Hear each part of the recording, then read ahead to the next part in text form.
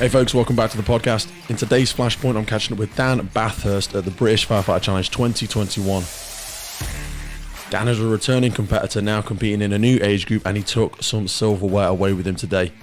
Today's Flashpoint was brought to you by the wonderful William Wood watches, the makers of those beautiful watches made from upcycled fire service equipment. They actually gave away one of their newest models of the watches to the fastest male and the fastest female. If you head over to williamwoodwatches.com or head over to their Instagram page, you will see them at British Firefighter Challenge 2021. So without further ado, let's jump in and take a listen to today's Flashpoint. Dan, welcome back to BFC 2021. How was it, brother? Thank you, mate. It's good to be back. It was good. It was a good day, man. Good day. You came away with some silverware. I did. Cheeky little beast. I did. One up from Wasn't last year. cheeky though. You earned it. Yeah. Thank you, man. I appreciate that. Yeah, one up from last year. Yeah. I bronzed in my age category last year. Yeah. And I've gone upper category as well. So I'm in the 40s to 45s now. God. So I was a bit worried about that. Why? Well, it's a strong category, as you know. Yeah. Possibly helped today by the lack of a few of the big names, but you can only beat who's in front of you. Yeah, 100%. I was very, very pleased with my run. The time was stronger as well, wasn't it? It was. I felt so for me. I don't think I could have gone much quicker. No. It was a clean run. You said about being a little bit older though, but I was speaking with somebody earlier, the strength aspects that's involved in this. Now, we can continue to get stronger into our 40s. People feel like we lose that little bit of endurance, but how do you feel? You're into your 40s now. I think you're lighter than you've been in a long time, but you're a tall guy as well. Yeah, I'm a tall guy, so obviously I have certain things that play to my strengths, the tower, the hall, things like that, certain things that don't, for me, like the hose roll. I think I'm in the queue there with everyone else. Absolutely.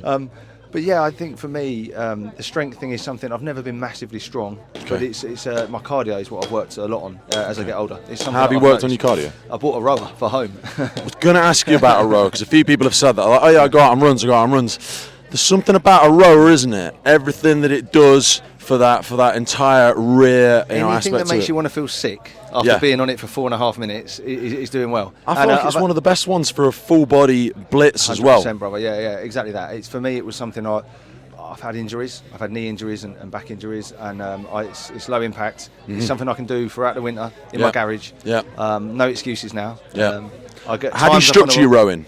Do you do sprints? Do you do endurance? I change it up, to be quite honest with you. And something I find really helps is I've got a whiteboard next to the rower with my best times. And every time I get on a rower, I try and beat the time I did before. Something I get my kids doing. And my kids are 8 and 6.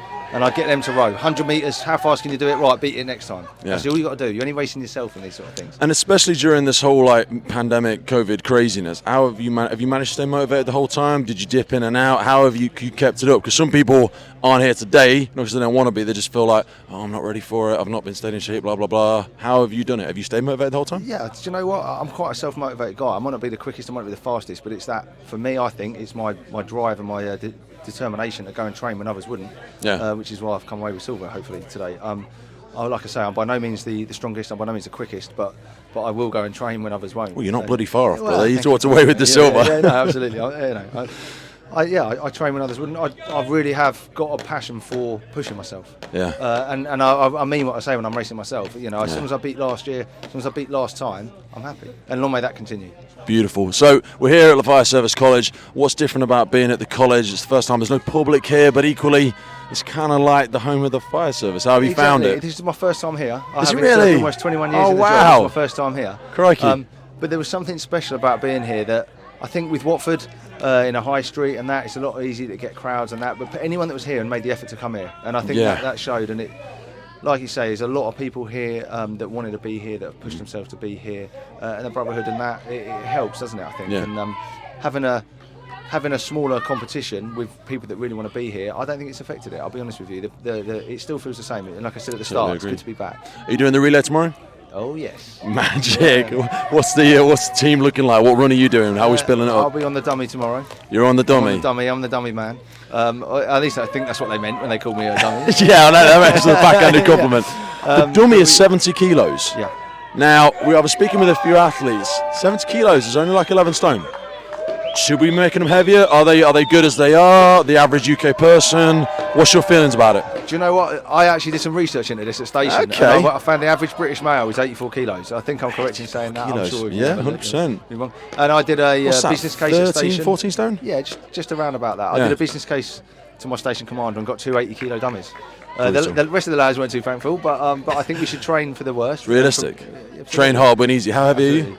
I am pushing about 82 kilos. There you go. I'm 126 kilos or something crazy like that. Yeah, let's not be. We've got to train hard, win easy. Absolutely, you know, you mate. didn't seem Absolutely. to miss a single beat when you hit the dummy there. Yeah, Do you find people, are they not leaving themselves a buffer if they're only training to the minimum? Absolutely. There's no, because there's things that are going to catch you out here.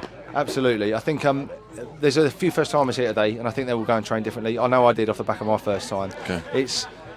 I try to tell myself not to gas out on the stairs. I think that's easier said than done because the adrenaline's Someone's going. running against but us. But you've got to like the job. You've got to prepare for the long game, and you've got to be able to be there at the end because that's the most important part, right? The dummy drag. Yeah. So goddamn exciting being back here again this year. Love it. I wanted to ask you before we finish, mate. Best part of being part of the emergency services. Why'd you do it? What's the point? What are you here for? Come on, the brotherhood. Yeah, the brotherhood. And I have to be honest. When I was a kid, I wanted to be Superman, all right? And as corny as that sounds, when I realised that wasn't going to happen, I wanted the next best thing. It's a privilege to be in an industry where you get to help people. Yeah. And I mean that. It's a real privilege to be able to help people.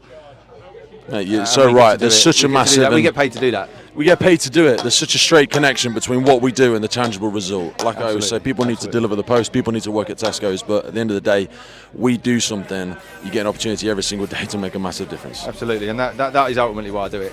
Coming back next year? Oh yeah. Just sign me up, brother. Beautiful. I'll see you for the relay tomorrow. Yeah, take it easy, man. Thank you, my man.